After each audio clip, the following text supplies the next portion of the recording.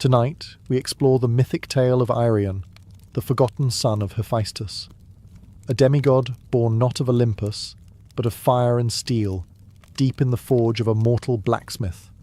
His task? Steal the eternal flame from Mount Olympus itself, to reignite the dying hearths of humanity. But what stood in his way was no simple quest. A three-headed guardian of the underworld, a jealous god in winged sandals, and a storm-summoning oracle who foresaw only one ending, Arion's death. So before you get too comfortable, take a moment to like the video and subscribe, but only if you enjoy the kind of content that merges myth and mystery. And hey, let us know. Where are you watching from? What time is it for you right now? Sometimes our stories are better than sleep, and other times, they just make you dream louder. It's time now to dim the lights, turn on a fan for some noise, and let's cover what we have for tonight, together. In the flickering forge of Mycenae, where men shaped iron with sweat and prayer, there lived a woman whose hands rivaled the gods. Her name was Callista, a mortal blacksmith with fire in her soul and a hammer that sang when it struck bronze. She built swords that could split spears in mid-air and armor so seamless it was whispered that Ares himself once wore her breastplates into battle. The gods noticed, but only one descended. Hephaestus, the lame god of the forge, the outcast of Olympus, watched her in silence. He was not drawn by beauty. Callista was not a woman of perfumes or palace gowns.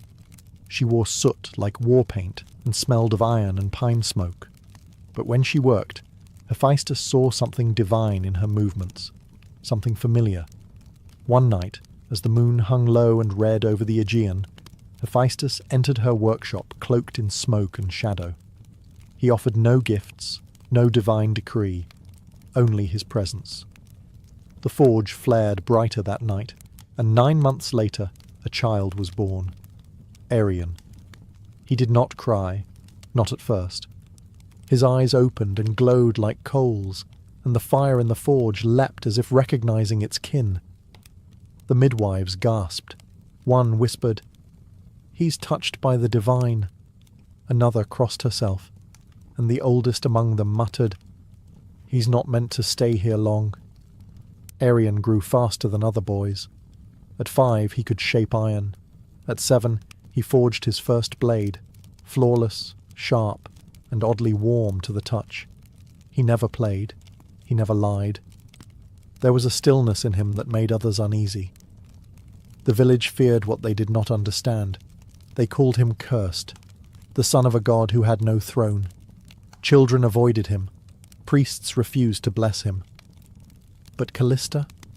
She loved him fiercely, teaching him not just to work with fire, but to respect it. "Flame obeys those who listen," she'd say, "not those who command."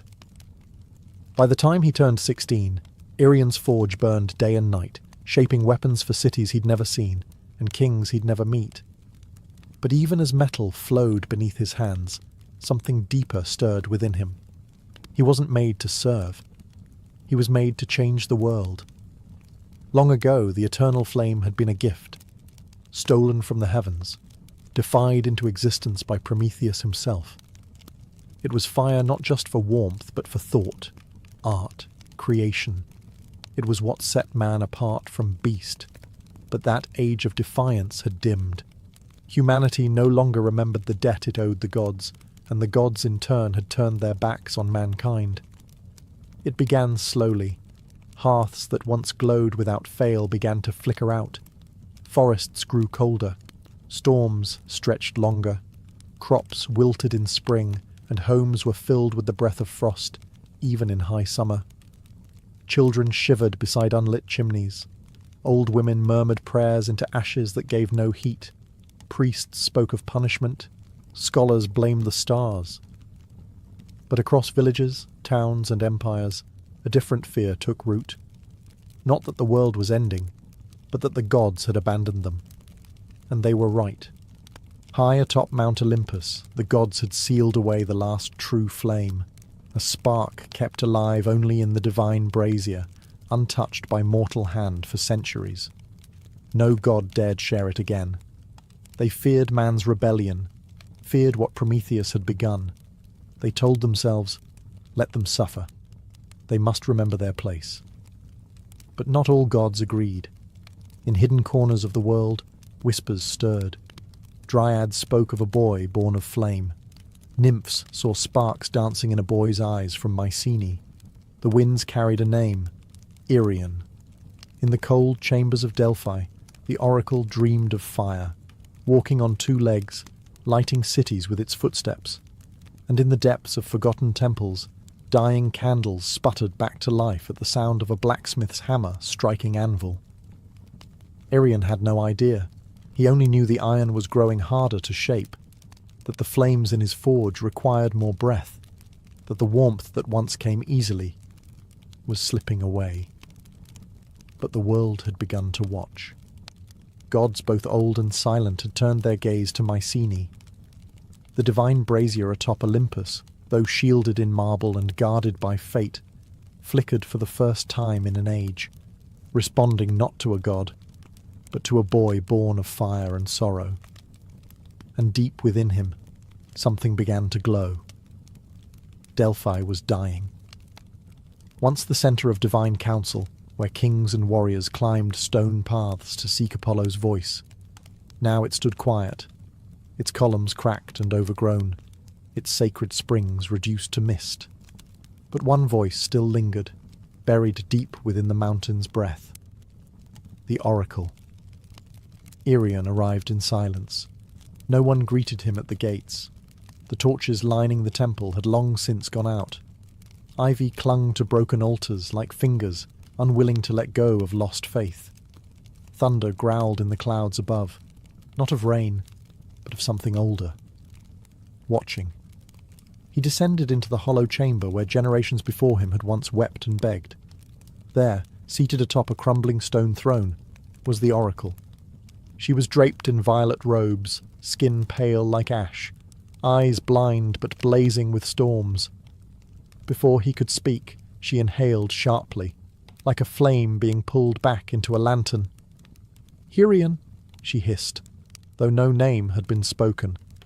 He said nothing. "You will climb the mountain. You will take the flame.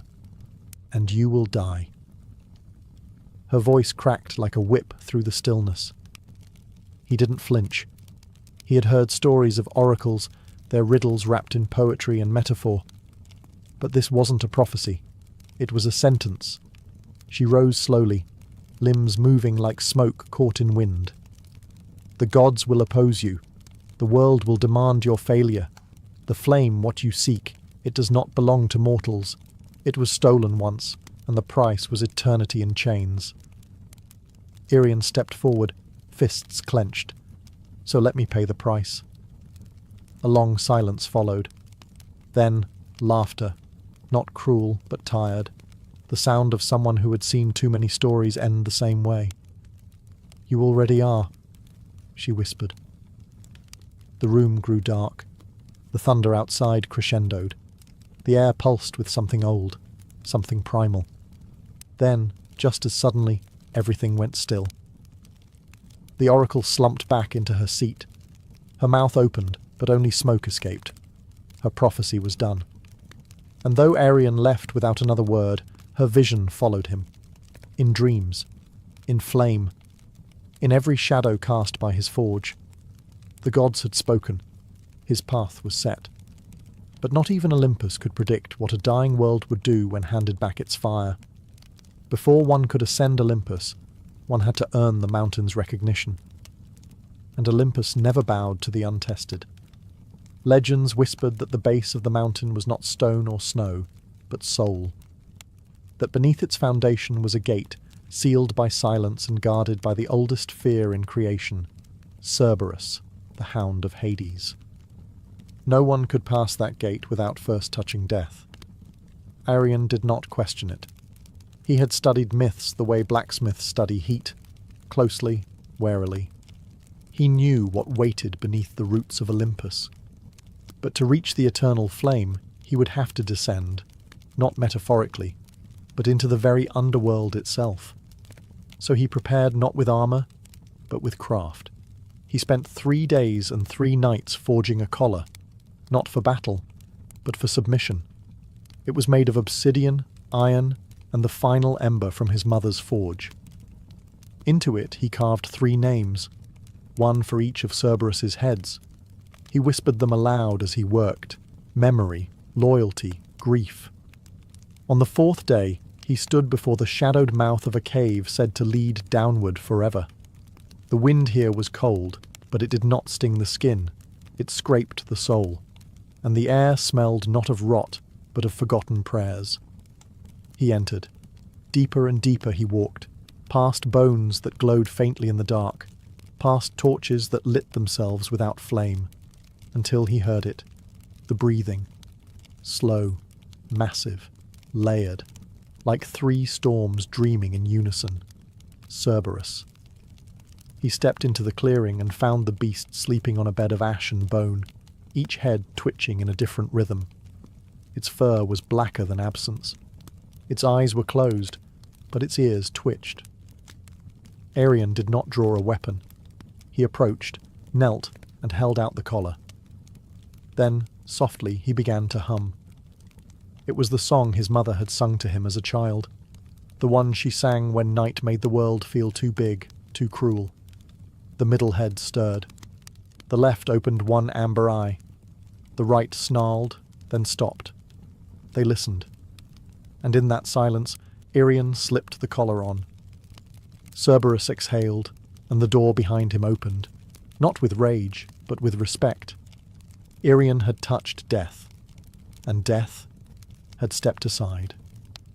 The road up Olympus was no road at all. There were no markers, no stars to guide the way, only sheer rock, biting wind, and whispers that echoed from nowhere. Arion climbed not with certainty, but with instinct. His mortal hands bled. His divine blood burned. The mountain resisted him at every turn. And then he appeared, not with a roar, not in a flash of power, but in silence. Hermes, the trickster, the messenger, the thief. He stood on a ledge ahead, dressed like a traveller, cloak loose, sandals laced with feathers, eyes sharp as broken glass. A crooked grin danced across his lips. "Well," he said, spinning a coin between his fingers, "I thought you'd be taller." Arion didn't stop climbing. "I know why you're here," Hermes continued, walking casually beside him without ever lifting a foot. "You want to bring fire back to the mortals. Sweet, noble, stupid." Arion paused. "Then stop me." Hermes chuckled. "Stop you? Oh no. I'm not here to fight you. I'm here to make sure you understand the deal. You're walking into the heart of Olympus, into the gods' vault, into a story that isn't yours to tell. And yet," Arion replied, "here I am." That smile faded slightly. "You're trying to restore a balance that was broken for a reason," Hermes said. "The flame was a gift, once, a mistake, and now the gods guard it like a dragon guards gold. Not because it's precious, but because it's dangerous." Arion stared at him. Then they've forgotten what danger looks like. For the first time, Hermes' expression soured. The air around them shifted. The coin in his hand vanished. His wings twitched. "You think you're Prometheus," he said, voice cold. "But you're not even a flicker compared to him." "I'm not trying to be him," Arion answered. "I'm trying to finish what he started." Hermes stepped forward, pressed 2 fingers to Arion's chest. "Then here's my gift." Pain surged. It wasn't physical. It was deeper. A thread inside him twisted, turned. "The fire you seek," Hermes whispered, "will burn everything you are." Then he vanished. The mountain groaned. Thunder rolled. A storm had begun, not of rain, but of consequence. And Arion climbed higher, cursed, but unshaken. The curse settled into Arion's chest like frost in the lungs. At first, it was subtle, a tightening when he breathed, a dull heat beneath his skin. But the higher he climbed, the more it bit into him. Not like a wound, more like erosion. Piece by piece, the man was being scraped away, leaving something raw behind. Mount Olympus was no longer just a mountain. It was alive. Its cliffs shifted beneath his feet. Wind screamed down ravines like ancient voices furious to be disturbed. The higher he rose, the less mortal the world became. Trees stopped growing. Birds stopped singing. Even the stars above seemed to pull back. There were no paths. Only jagged ledges and sheer faces that demanded sacrifice with each step. Irian bled. He slipped. Once, he nearly fell to his death, but a sudden flash of heat from within his chest steadied him. It was as if the flame Hermes spoke of, the one that would burn him, had begun to awaken. But he kept climbing, because every time he faltered, he thought of the dying hearths, the cold villages, the children huddled in darkness. He thought of his mother, hands blistered, still forging warmth for a world forgetting what warmth meant. And still, Olympus offered no mercy. Storm clouds gathered above. Lightning danced along the ridge like gods pacing in frustration. He could feel their eyes now, watching, judging, waiting for him to fall. But it wasn't just the mountain fighting him. It was Olympus itself.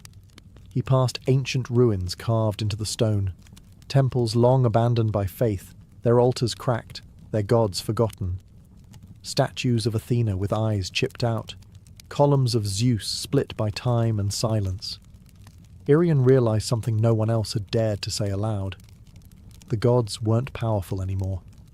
They were afraid that a mortal might bring the fire back without their permission, that someone not born in their halls might carry the light that once defined Olympus, and in that fear they threw their worst at him. Ice, thunder, visions, voices, but he climbed. With hands torn and heart smouldering, he rose above the clouds, and in the distance, lit not by sun, but by divine flame. He saw it, the brazier, burning, waiting. It was not what he expected. The summit of Olympus wasn't carved in marble or guarded by gods clad in gold. There were no trumpets, no gates, no thunderclaps of divine welcome. There was only silence, and the flame. It stood in the centre of a windless clearing, on a pedestal of blackened stone. The brazier looked ancient, older than language itself, shaped by hands no longer remembered, and inside it danced the eternal flame, not red, not orange, but white, pure, blinding, alive. It did not flicker. It watched. Irian stepped closer. The heat didn't sear him. It entered him, as if recognizing something long lost. His breath caught. His skin prickled. That ember Hermes had cursed into his heart now pulsed like a second heartbeat, calling to the flame like a lost sibling. He reached out. In that moment, time faltered. He saw cities built from firelight. He saw his mother's forge blazing in the dead of winter. He saw civilizations rising and falling, each one built around fire, and each one forgetting why it burned. He also saw the punishment. Prometheus, chained to stone, his liver eaten daily by a vulture. The gods had called it justice. But Irian saw it for what it was, fear wearing a crown. He could turn back. He could let humanity adapt to the cold, forget fire, forget him. But then he heard the wind whisper her name, Callista, and he remembered who he was. He grabbed the flame, and it took him. Pain screamed through his body, not like burning, like being rewritten. Bones cracked and reformed. His skin glowed, veins pulsing with light.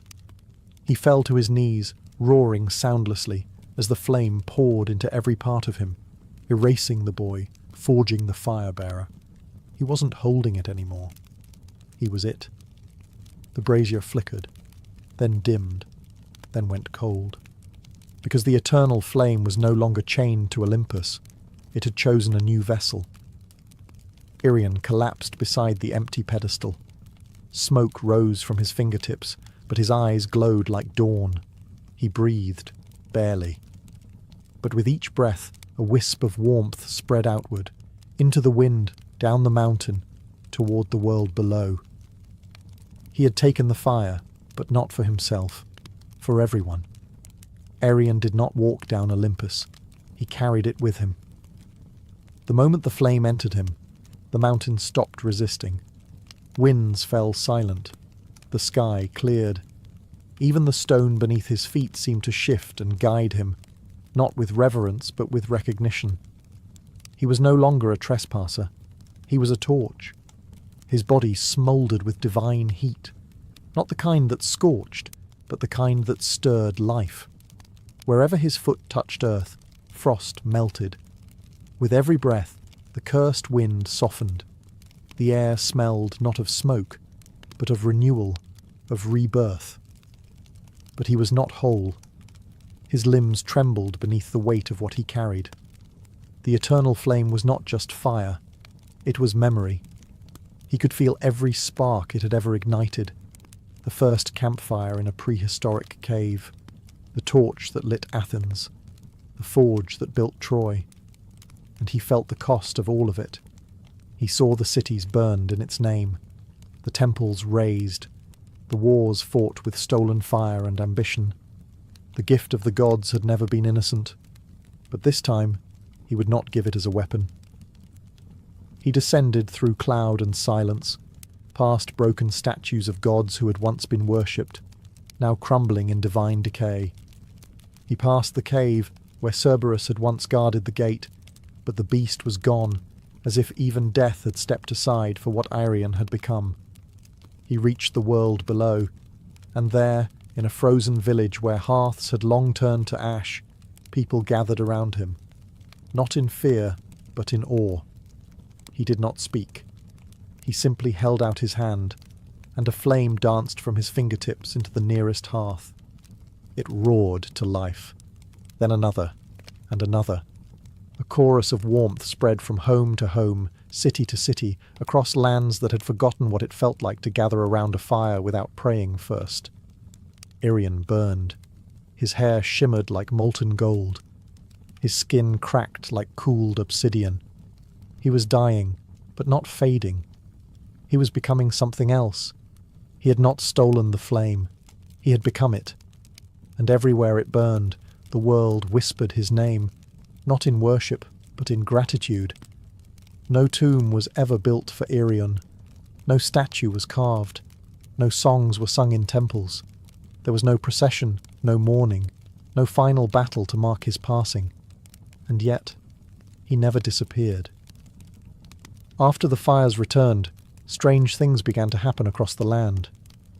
In distant villages where no traveller had passed, hearths lit on their own. Entire forests, once frozen solid, blossomed overnight. Blacksmiths claimed their forges heated faster. Children, huddled in the cold, told their parents they saw a man of light standing beside the flame before it rose. No one could prove anything. But they all told the same story. He walked until there was nothing left of him to walk with. His body had long since cracked and burned, not from weakness, but from transformation.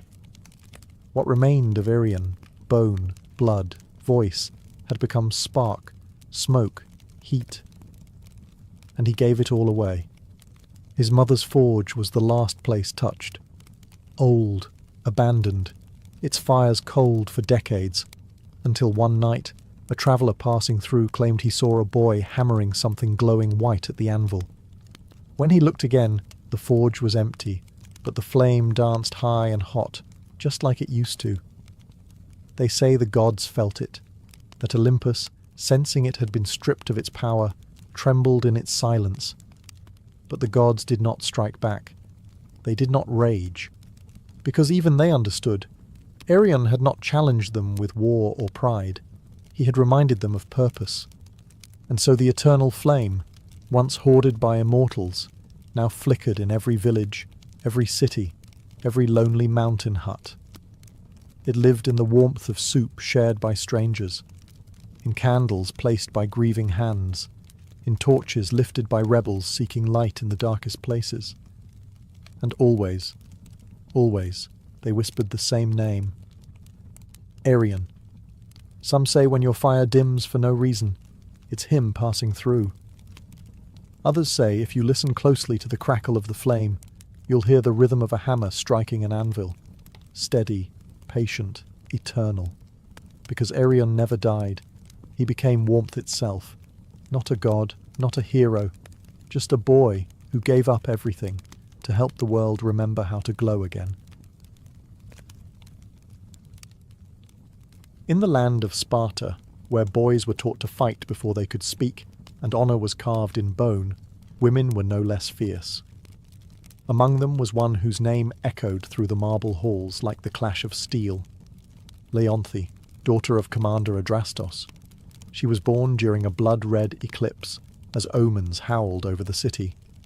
Midwives whispered that she came from Ares himself. By age 12, she had bested her brothers in the wrestling ring. By 16, she had led a hunting party into the Taygetus Mountains and returned with 3 wild boars tied behind her chariot. Leonthe was not just respected, she was feared.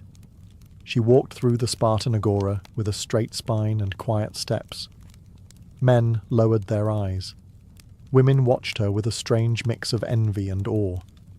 She rarely spoke unless spoken to, and her words were chosen like arrows, never wasted. But there was something in her that few noticed. When she removed her armour at night, when the torches dimmed and the world outside fell away, Leonthe would stare at the stars, not with a warrior's challenge, but with wonder. There was a softness buried in her, one that battle could not scorch, a yearning, not for marriage, not for conquest, but for something else, something the Spartan code had no name for. Peace, magic, mystery. She never said. What she knew was this. Every full moon, when the city slowed and the warriors slept, her body pulled her toward the cliffs above the river Eurotas. She would leave behind her spear, her cuirass, her reputation, and become just a woman wandering beneath the stars, alone. The world, she thought, must be bigger than Sparta, bigger than swords and pride. She felt it in her blood, like music she couldn't hear, but knew was playing somewhere. And then, one night, beneath a sky so silver it looked scraped from the edge of a blade, she saw it, gliding across a still pool in a hidden grove. A swan, unmoving, watching her, moonlight rippling on its back. Beautiful in a way no war song had ever been. And from that moment on, Leonthe's life began to shift, away from blood and battle, towards something softer, stranger, and far more dangerous. The grove was hidden, untouched by the usual grit of Spartan boots. Nestled between 2 cliffs, it whispered of something older than Sparta, older even than Olympus. The trees curved in crescent arches, their branches low and silvered by moonlight. A shallow lake lay at the centre, still as glass, and on it, the swan. Its feathers shimmered like woven starlight, neither white nor grey, but something in between. It floated with the silence of smoke, cutting across the water with no ripple. Its long neck arched gracefully, as if sculpted by divine hands, and its eyes, gods, its eyes, held no animal wildness, no fear, only awareness. Leonthe froze at the tree line. Her training screamed caution. Nothing in nature moved like this. No creature stood so boldly before a human. But the swan did not flee. It watched her, calmly, expectantly. She stepped forward. It tilted its head. Another step. Closer. The lake did not stir. She stood at the edge of the water, heartbeat steady but alert, hand resting lightly on the dagger strapped to her thigh. The swan moved again, slowly, deliberately, toward her. When it reached the edge of the shallows, it stopped and bowed its head slightly. Leonthe knelt. She had seen thousands of things in her life. War camps burning, bloodied warriors screaming at the heavens, newborn calves gasping for their first breath. But never had she seen something so quiet, so still, so enchanted. She reached out. The swan did not resist. Her fingertips brushed its feathers. Warm, unnaturally warm, as though its body burned with sunlight instead of blood. A feeling stirred in her chest. Not fear, not fascination. Something older. Something she didn't know she'd been missing until that very moment. Connection. The swan blinked once and turned away, gliding back into the centre of the lake. Leonti remained kneeling, watching it, unsure what had just begun, but certain it was no accident. The next full moon, she returned. So did the swan, and again, the next month, and the next. No words, no promises, just presence, a ritual born of silence and gravity. By the time autumn settled on the hills, Leonti no longer questioned why. She just knew the swan would be waiting, and her world would never be the same. Seasons turned, leaves reddened, fell, and grew again. The wars continued far below the hills, but in that moonlit grove, time stood still. Only the full moons mattered now. Only those nights. Leonti had once measured her worth in battle scars, victories, and commands followed without hesitation. But now, something softer guided her.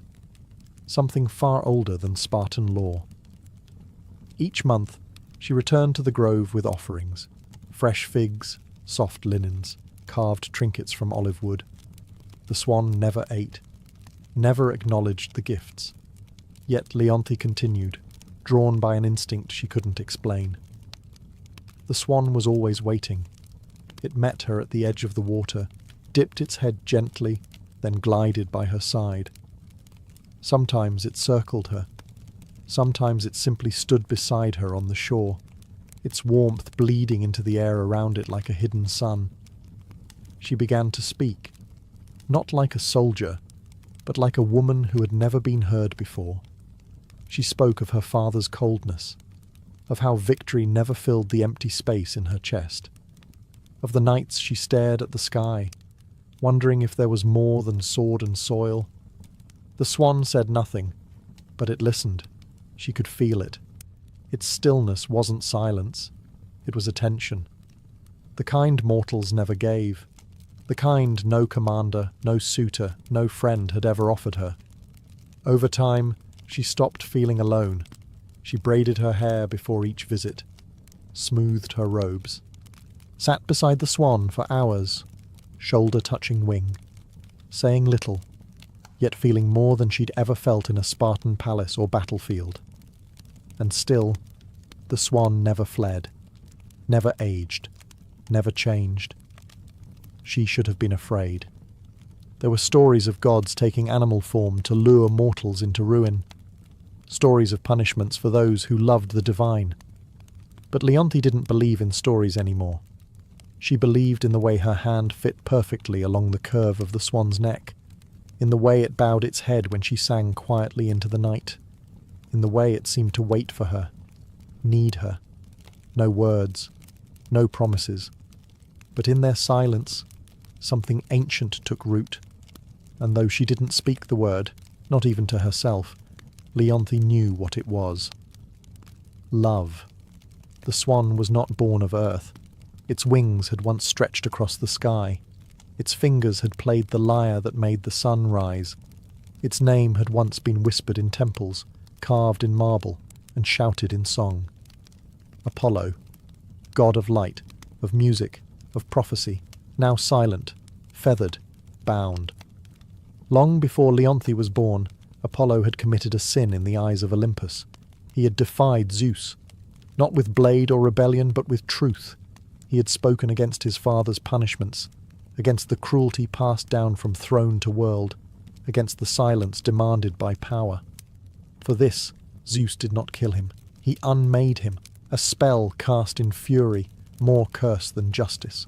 Apollo was stripped of his form, his voice, his divinity, forced into the body of a swan, not to teach him humility, but to remind him he could glow like the sun and still be caged by shadow. The curse was crueler still. There was one condition. If a mortal ever discovered his true identity, the transformation would become permanent. And so Apollo waited. Years, centuries, lifetimes, floating on lakes, hiding beneath stars, watching mortals forget his temples, forget his hymns, watching the world grow colder as the gods withdrew, until Leonthe. Her presence cracked something inside him, something buried so deep even Olympus had forgotten it existed. Hope. He never meant to be seen, never meant to stay, but she returned, again and again, and her voice when she spoke to him in the glade, was the only thing that made the fire inside him flicker again. She was not a priestess, not a nymph, not a chosen oracle. She was a warrior with hands that knew only weapons, a woman hardened by loss and trained to feel nothing. And yet, she saw him. She treated him not as a symbol or a threat, but as something sacred, something worth waiting for. He dared not speak, dared not reveal his name. But in the tilt of his head, in the stillness of his body, he answered every question she never asked. And slowly, impossibly, he loved her back. In Sparta, solitude was respected, but not for too long. Leonthe's absence did not go unnoticed. Each full moon, she slipped away from the barracks, from the training fields, from the watchful eyes of commanders and kin. At first, none questioned her. She was Leonthe, untouchable, unshakable, the warrior whose loyalty was carved into every scar. But Sparta thrived on order, on discipline, and love, especially the hidden kind, was a foreign thing in a city built on control. Whispers began. She wanders. She speaks less in council. She trains, but her strikes lack venom. It was true. Leonthe had changed. Her movements were still sharp, but no longer cruel. Her voice no longer cut. And something in her eyes softened. Some nights she smiled to herself, as if holding a secret the gods themselves couldn't steal. Her father noticed first. Commander Adrastos, a man whose face bore no softness, whose daughters were meant to lead men, not follow feelings. He summoned her one evening, under the guise of strategy. But when the chamber emptied, he spoke plainly. "What keeps you from sleep?" Leonthe offered no answer. His voice darkened. "Do not forget who you are." But she already had, at least the version of herself that Sparta had moulded. What the city had built in stone, the swan had touched with water, and Leonthe found herself unwilling to return to who she'd been. Still, Sparta watched. A patrol once followed her out beyond the walls, tracing her steps toward the cliffs. They lost her near the olive groves. She was too skilled to be shadowed, but it was enough. Enough to birth suspicion. Priests murmured about omens, that the moonlight carried voices, that the lakes beyond Sparta stirred unnaturally, a warrior woman disappearing each full moon. They feared it was madness, or worse, a god. Leonthe knew the walls were closing in, that eyes were learning to look where before they had looked away, that her silence, once strength, now made her vulnerable. But still, she went. Still, she found him. And in that grove where moonlight touched feather, she forgot the noise of Sparta, forgot the rules, forgot the danger. Only one thing mattered now, not being seen. Because if the world discovered what she knew in her heart, it would destroy them both. The moon was heavy that night, low, swollen, golden as a dying flame. Leonthe stood in her chamber, fingers trembling over her armour, unable to fasten the final clasp. Something had changed. She had felt it for days. A quiet trembling beneath her feet, like the ground itself knew what she did not. The swan had been different on their last meeting, restless, more watchful. Its feathers bristled when the wind shifted. It had circled her twice before settling at her side, its warmth sharp instead of soothing. That night, sleep eluded her, and when it came, it brought visions. She stood in a silver grove, her hands covered in gold dust. A statue loomed before her, part man, part swan, its wings frozen mid-beat, its face serene and lifeless. She reached out, called a name she didn't know she knew. Apollo. The statue cracked, and a voice echoed, not from the sky, but from inside her bones. Truth will freeze what love has kindled. She awoke breathless, heart racing, the name still burning on her tongue. She tried to dismiss it, a dream, nothing more. But warriors know when fear is real. And this was no ordinary omen. This was prophecy. The next day, Leonthe left Sparta earlier than usual, the ache in her chest sharper with every step. She didn't follow her usual path.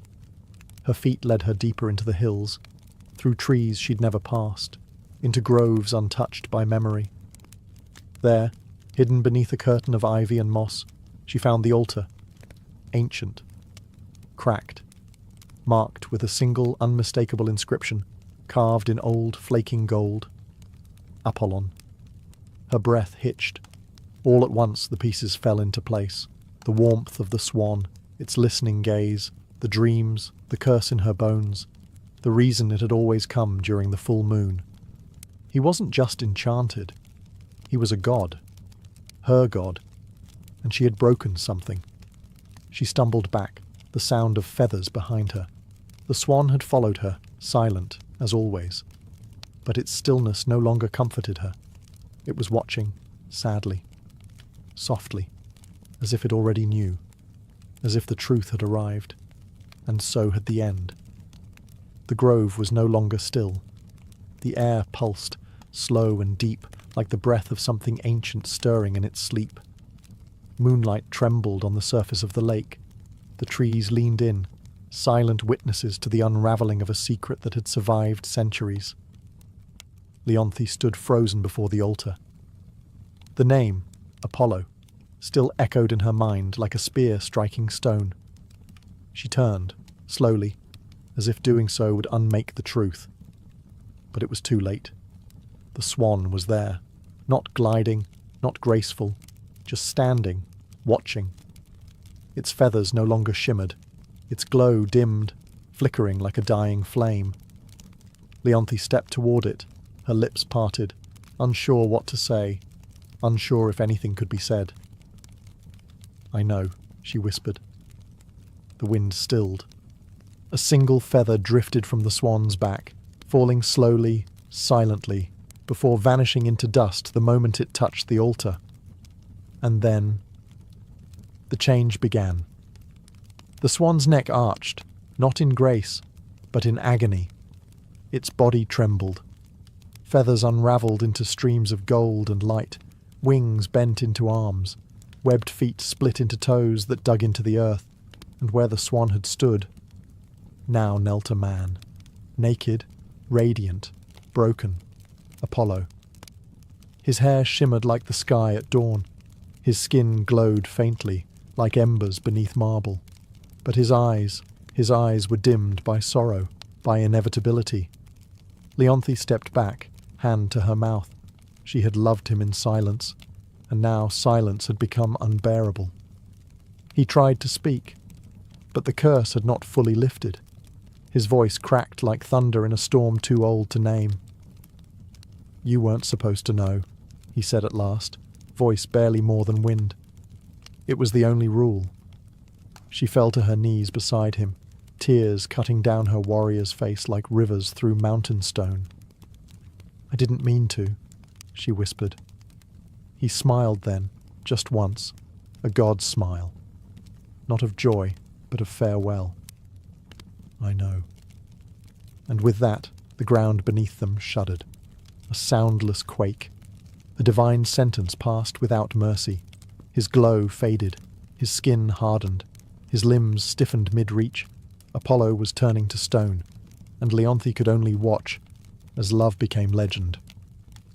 The moment the name was spoken, the curse began its final work. Apollo's body, once fluid with divinity, now stiffened inch by inch. The light beneath his skin dulled like cooling metal. His golden hair lost its luster, hardening into marble threads as the final phase of Zeus's punishment took hold.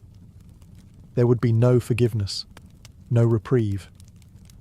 Leonthe grasped his hands, still warm, still trembling, but she could feel it, the stone creeping like frost over flesh. His fingers curled around hers one last time before they stopped moving altogether. She shook her head. No, this can't be how it ends. But the curse didn't listen. It had waited centuries in silence, patient and cruel. Apollo's chest rose once more, and then didn't. His wings, half formed behind his shoulders, froze mid-fold. His knees, bent in grief, locked in place.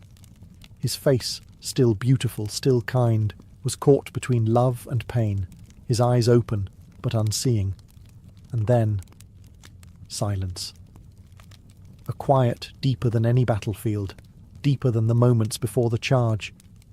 This was not the silence of peace, but of loss, of something sacred shattered. Leonthe knelt there, forehead pressed to his now cold hand, a hand that once cradled stars, now nothing more than stone. Her tears slid down the side of his marble fingers and fell to the earth, one after another, slow and steady as a funeral march. The grove dimmed. Even the moon, so often bright and watchful, seemed to draw back behind a veil of cloud. No lightning came, no god appeared, because the punishment was done. Zeus had spoken. The swan had flown for the last time, and Apollo, god of light, was now a statue of silence, forever frozen in the moment of his final truth. Leonthe stayed long after the transformation finished, arms wrapped around what remained. She did not scream. She did not curse the heavens. There were no Spartans to hear her cries, no warriors to bear witness. Only the wind, only the trees, and the stone figure of a god who had once loved her, not with thunder and fire, but with stillness, and now with silence. Leonthe never returned to Sparta.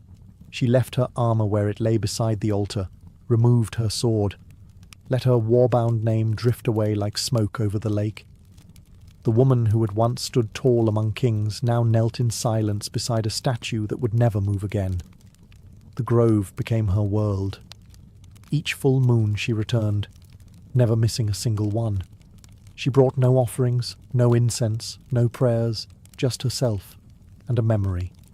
She would sit beside the statue of Apollo, fingers brushing the cold stone hand she once held in flesh. Sometimes she spoke, sometimes she hummed a song he'd never heard, but somehow felt like it belonged to both of them. Other times, she simply watched the water and said nothing. The villagers began to whisper. They said a woman haunted the hills, that she wandered under moonlight with eyes like distant stars. Some said she had gone mad, others said she had been chosen, but no one dared disturb her. Years passed. Winters came and went. Empires shifted. Gods fell silent. But Leonthe remained. She grew older, but never frail. Her strength endured, less like a soldier, more like the roots of an olive tree clinging to the same patch of earth, year after year, storm after storm, and still the statue stood. Apollo, mid-kneel, wings half-formed behind him, gaze fixed on the space where Leonthe always sat. A moment frozen in marble, untouched by time. Some travellers claimed the stone was warm to the touch, that if you placed your hand against his chest, you could feel something faint, like a heartbeat from a dream. And then, one final full moon, Leonthe came. She sat beside him longer than usual, laid her head gently on his shoulder, and never moved again. When the villagers came weeks later, they found her there, peaceful, eyes closed, lips curled faintly in a smile. Beside her, Apollo's statue shimmered faintly, as if lit from within. No one touched it. They built no shrine, no temple. But the legend grew. And now, when the moon is full and the wind is still, some say the swan returns to the lake, not to be seen, but to remember. Melanion was not born under a palace roof or amidst temple incense. He came into the world beneath a willow tree during a storm that split the sky in two. His mother, a midwife's daughter, swaddled him in a linen wrap as thunder rolled over the hills. Birds scattered, the rain danced, and the child did not cry. He hummed. From the moment he could walk, music followed him. Streams whispered melodies when he knelt to drink. Leaves trembled in harmony as he passed. He didn't need instruction. Sound belonged to him. By 10, he could mimic any bird call and weave it into song. By 16, he played the lyre with such grace that even hardened warriors paused to listen. He sang of rivers, of lost brothers, of fields before war, songs that filled men's eyes with tears they didn't know they had. People called him a gift, a miracle, a child of divine breath. He never claimed it. Melanion travelled from village to village, sharing his music without coin or pride. His voice calmed fevers. His chords softened hardened hearts. He once played for a dying child who, upon hearing his lullaby, smiled and drifted into death as if it were a dream. But not all ears that listened were mortal. One spring evening, as he sat beside a glimmering river and strummed a tune about starlight, the very air around him changed. The wind slowed, the water stilled, even the frogs silenced their song. And then they arrived, the Muses. 9 of them, stepping lightly from behind the veil of the world.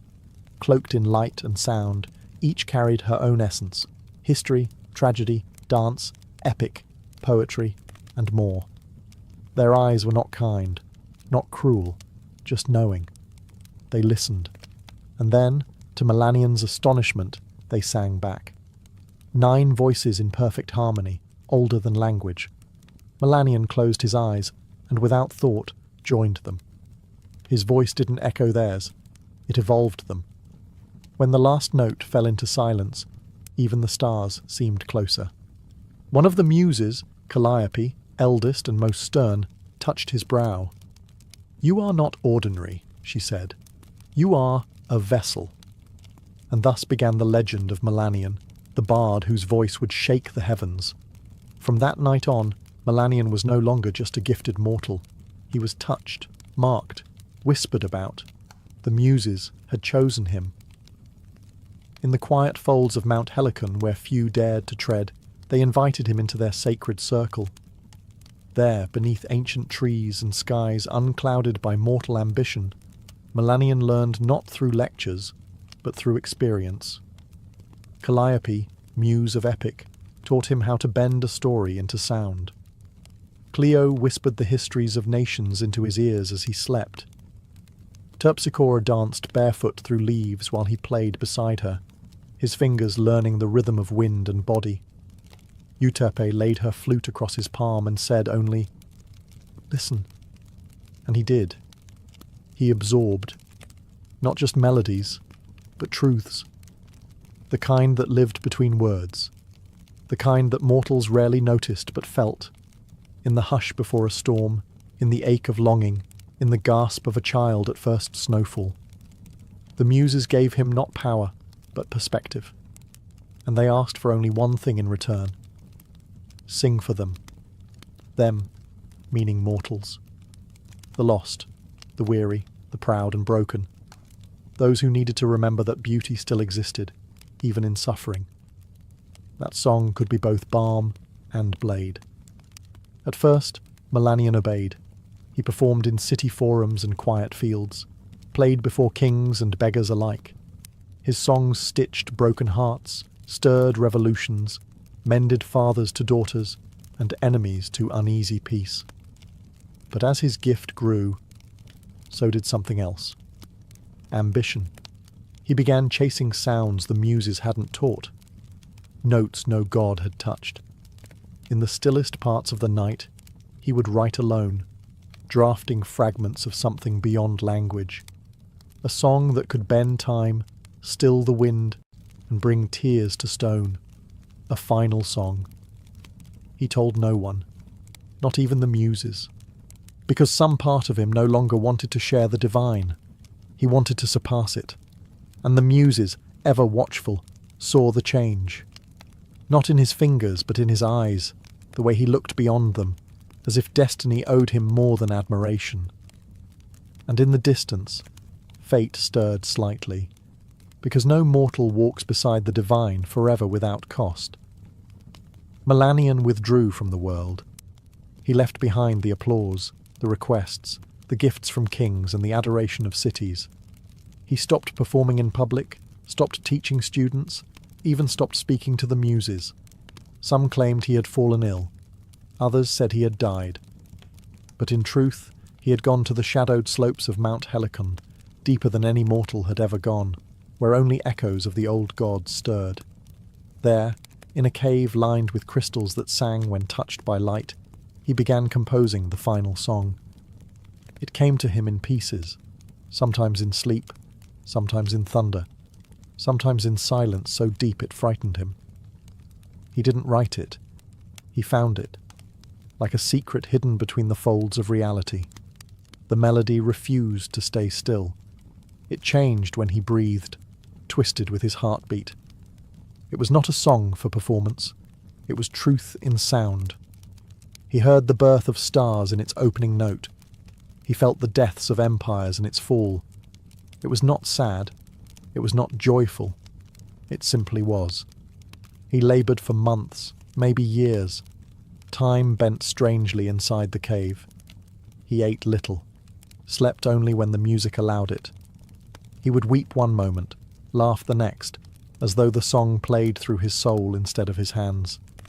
And when it was finished, the world changed. Birds stopped mid-flight.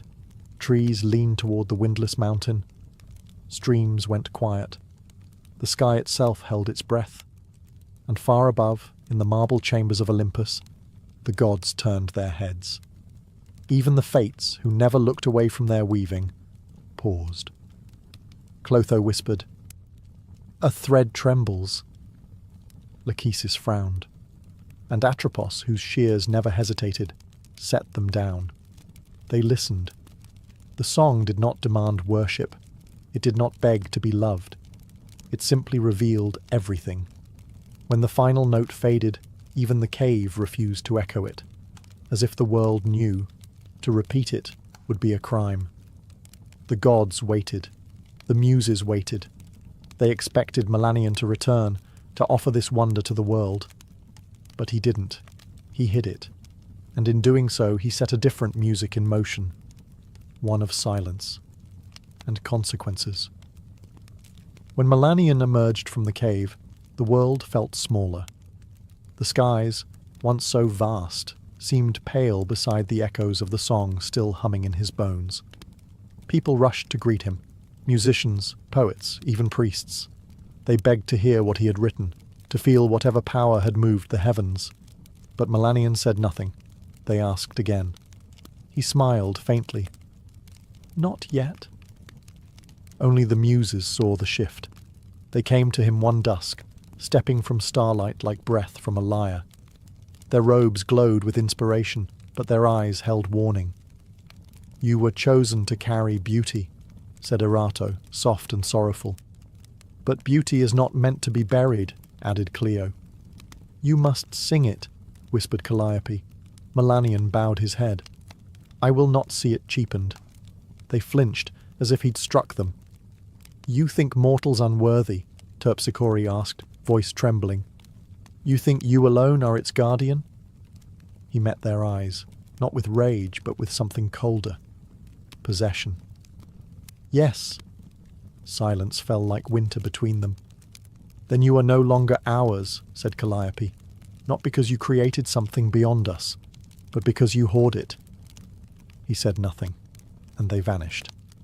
Still, the gods waited. Even Zeus, who rarely concerned himself with mortal affairs, paused his thunder to listen. Even Hades tilted his head in the depths. They waited for a single note, a whisper, a fragment. Nothing came. Melanion kept the song locked inside himself. Not written, not recorded, not shared. He called it sacred, but sacred things, when sealed too long, begin to sour. He performed other pieces. They were still beautiful. Audiences wept. Crowds cheered. But he knew. And so did the divine. Something was missing.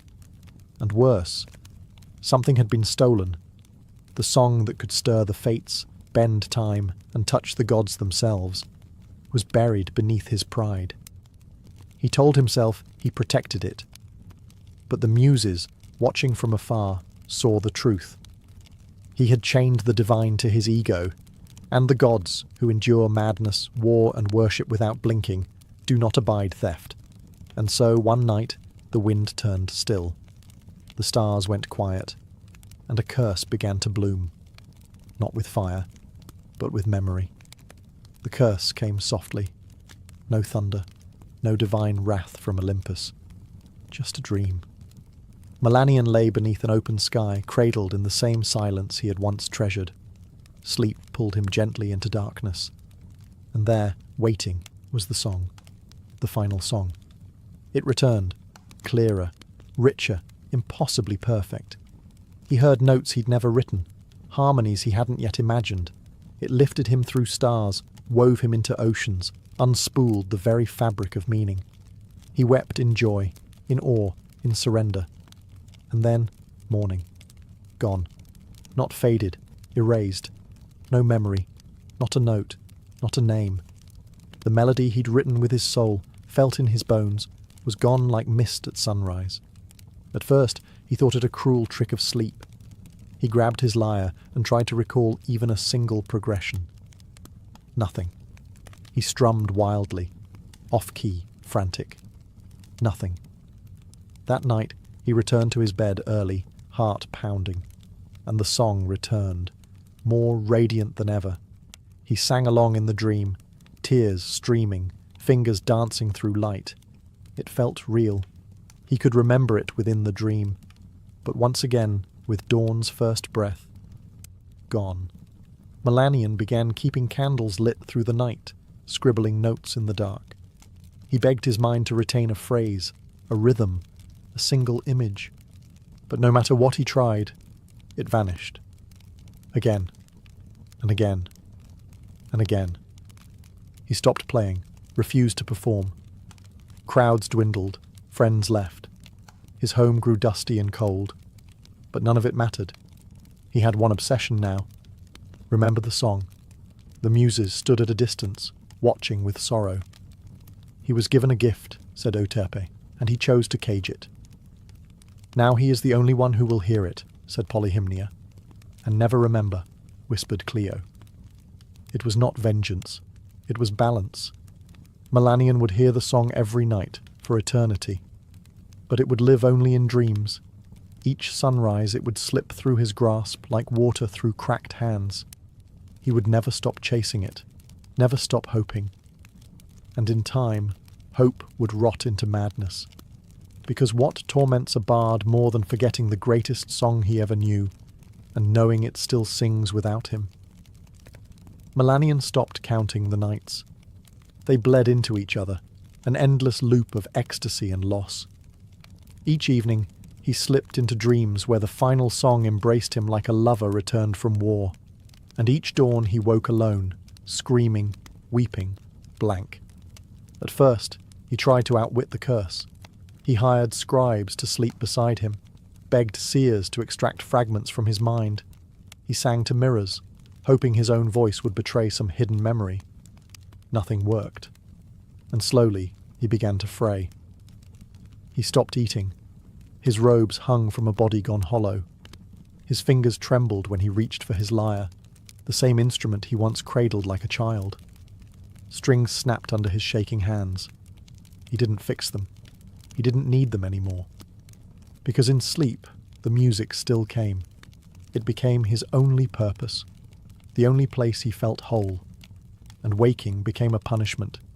He cursed the sun, smashed his windows, sealed himself in a room with no light. But still the song left with the morning. When he emerged, he no longer resembled a bard. He was wild-eyed, gaunt, his once golden voice now raw from nights of desperate humming. He wandered from village to village like a beggar, not for coin, but for memory. "Have you heard it?" he'd ask strangers. "The song with no beginning and no end? Have you heard it in your sleep?" People pitied him at first, then feared him. Some threw stones, others fled. He began to sing fragments in the streets, random frantic bursts of melody. They made no sense to others, but to him, they were clues, keys, pieces of a shattered mirror he could almost reassemble, but every time it slipped through his fingers. He laughed when he failed, then cried, then laughed again, and every night the song came back, shimmering, whole, just out of reach. The muses watched, not with anger, with mourning. He had once been their finest vessel. Now he was a cracked jar, overflowing only when no one could hear. And in that descent, the song he'd hoarded became the thing that unravelled him. Not with fire, not with wrath, but with silence. Melanion no longer lived in the world. His body walked through it, yes, but his mind was elsewhere, caught between dreams and daylight, past and present, a song only he could hear, and only when it was too late to hold. He wandered barefoot through cities that once hosted him like royalty. Children who once sat at his feet now ran from his shadow. His name, once sung in praise, became a warning. Don't end up like Melanion. He slept where he could, under trees, in empty chapels, sometimes in the doorways of inns whose keepers once begged for his presence.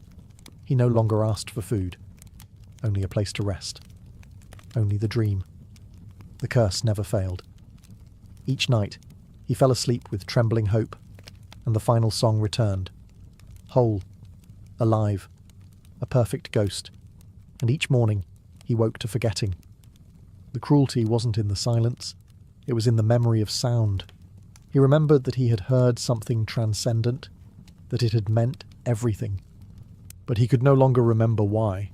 He began speaking to shadows, to trees, to the stars. Sometimes he would sing to strangers, and demand they sing back, convinced the melody was hiding in someone else's throat. Once, he believed a child had hummed it in passing.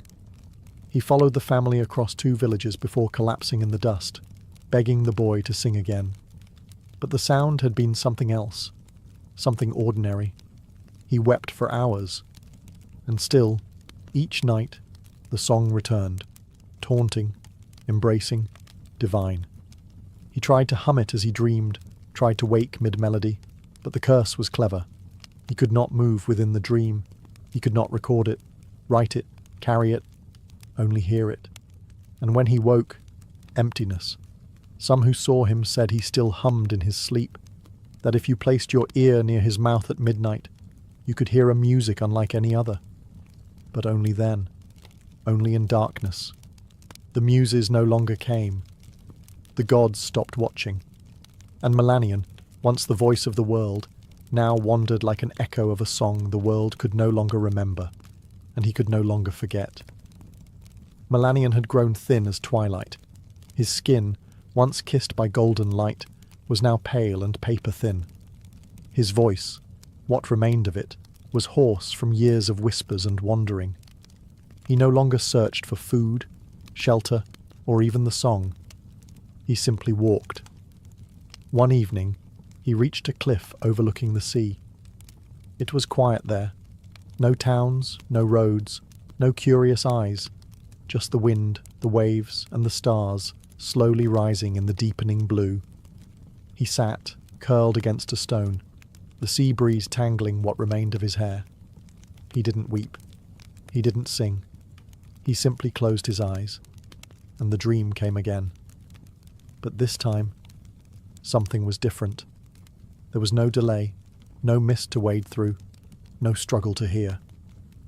The final song was there from the beginning, full and clear. But it was not just sound.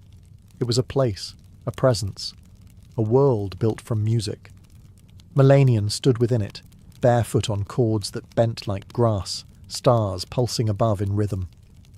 The sky was a symphony. The wind sang in harmony. And he was not just hearing it. He was part of it. His own voice joined the song, and it did not tremble. It did not forget. It soared.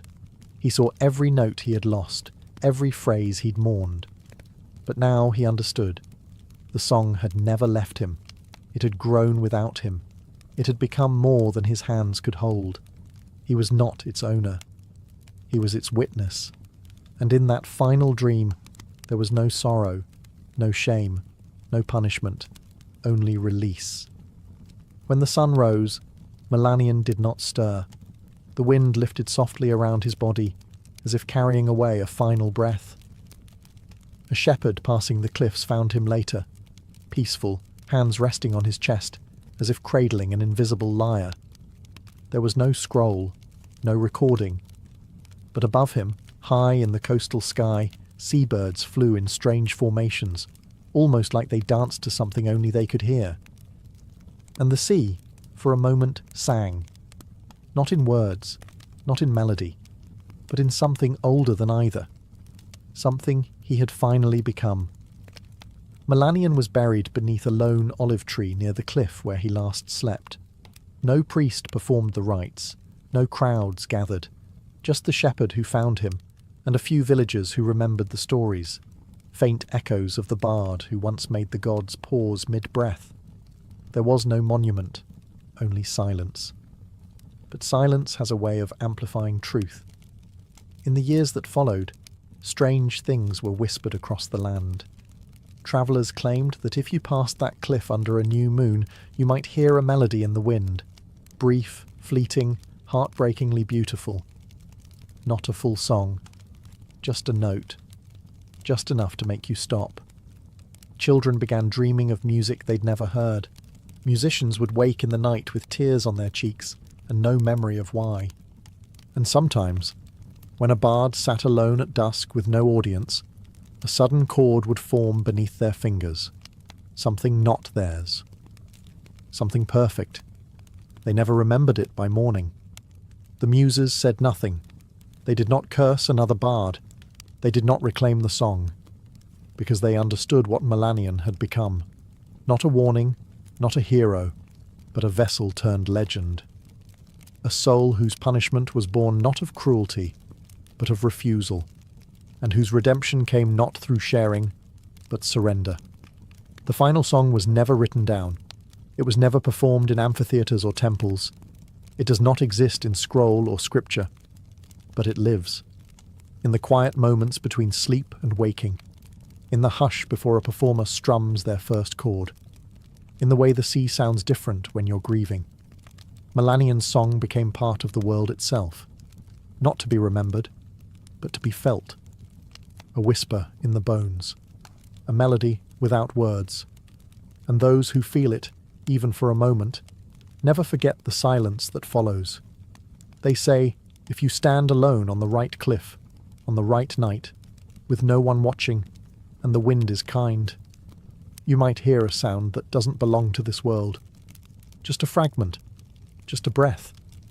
And maybe, if you listen closely enough, you'll finally understand why Melanion never let it go.